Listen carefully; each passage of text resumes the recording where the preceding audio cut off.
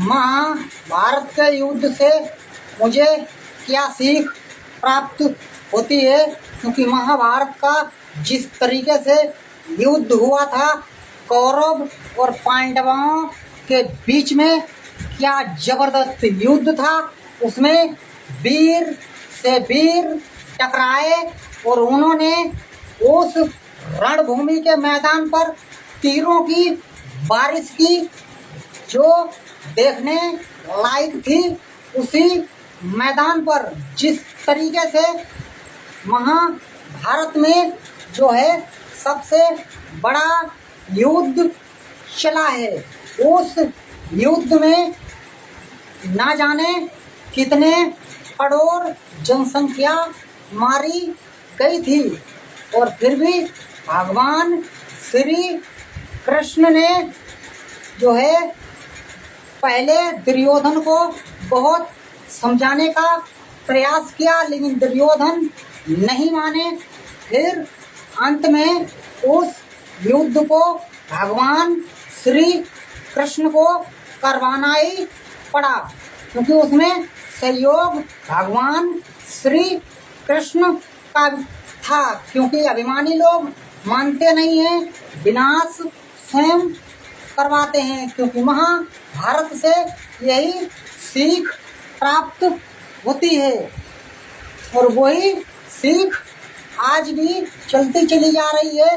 क्योंकि भाइयों में बेईमानी का स्तर बढ़ता ही चला जा रहा है। बेईमानी आज भी लोग कर रहे हैं अपने परिवारों में। कोई अगर बड़ा भाई है तो वो जो है कुछ चीज़ें ज़्यादा दाब लेता है, और फिर उनके बाद में झगड़े होते हैं। इसीलिए पारिवारिक कलेश बढ़ते चले जाते हैं, क्योंकि परिवारों में धन दौलत की बदौलत युद्ध होते हैं।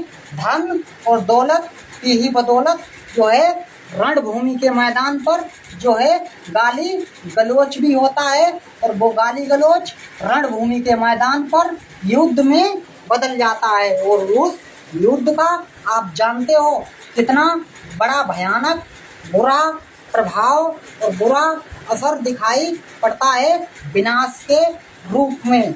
यही महाभारत से हम सभी लोगों को नया संदेश मिलता है। एक हम क्रिकेट कमेंट्री के रूप में आपको एक विवरण हम सुना रहे हैं।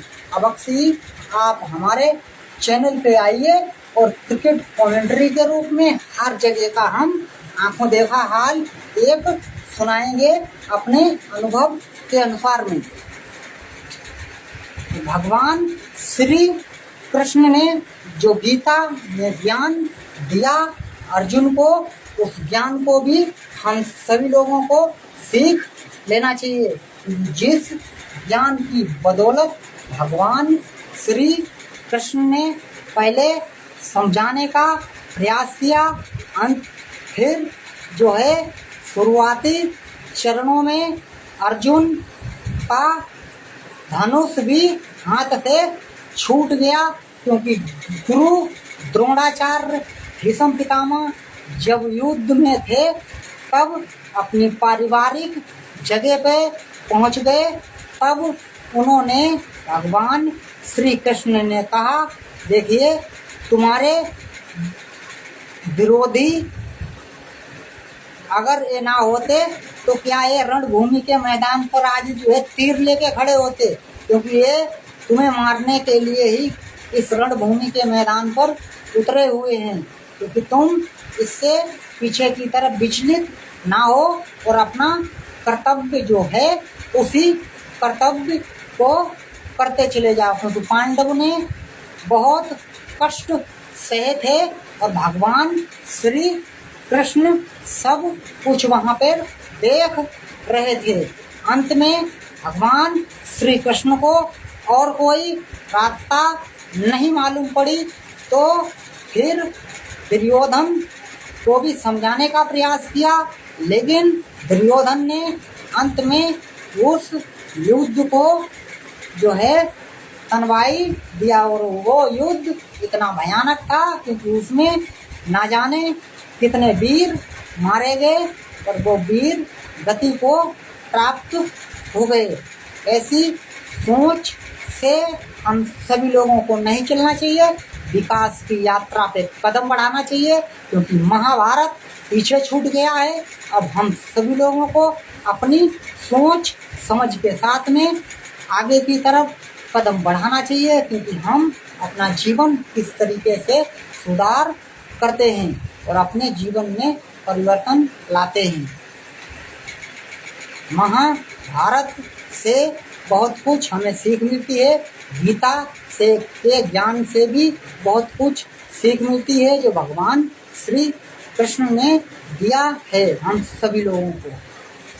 हमारी क्रिकेट कमेंट्री को सुनना और अच्छे अच्छे कमेंट के माध्यम से हमें समझाने की कोशिश करना, क्योंकि हम जिस क्रिकेट कमेंट्री को करते हैं क्या हम सही रास्ते से करते हैं या हम नहीं, ये मुझे बताने की कोशिश कर ही सकते हो, क्योंकि अभी हमारा शुरुआती चरण है। लाइव प्रसारण के माध्यम से आप सभी लोगों को छोटे छोटे वीडियो मिलते ही रहेंगे और उन वीडियो को सुनते ही रहना। नमस्कार।